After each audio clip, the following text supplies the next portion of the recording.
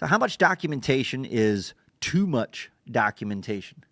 And there is an answer to this, and the answer might not be what you're thinking I'm going to say. You're probably thinking I'm going to say there's no such thing as too much documentation.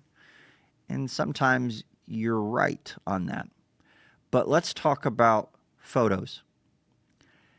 A lot of contractors and a lot of public adjusters, instead of putting together some kind of an investigation report or restoration report or any kind of a proof package, a lot of times you guys just send in a photo sheet. And maybe there's captions on it, maybe there isn't. And you're very proud of yourself because there's 150 to 300 photos on there. Good, good, that's great. But what are you sending?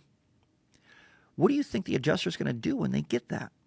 If someone sent you 300 photos and said, here's my claim, how long would it take you to go through all that? Do you have time? I know when someone says me that kind of document, I'm scrolling through pretty quick.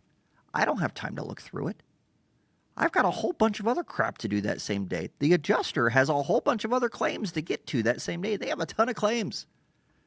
They're not going to scroll to find the damages like you might think.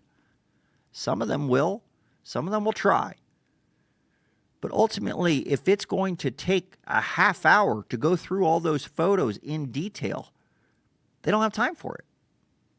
So having all that sent to them doesn't make sense. What would make more sense is a summary with bullet points of what you found in writing as a part of a restoration report, and like 10 solid coup de grace photos, close-ups, clear, obvious damage, mid-range photos, example photos between the differences on wear and tear and hail. Very specific photos matter more than quantity. If you've got a set of photos that you really like to put in that set of specific photos, it's really working out for you, that's different, I want to hear about it. I'm really curious how it is that you guys are doing that kind of a thing. But I hope that helps.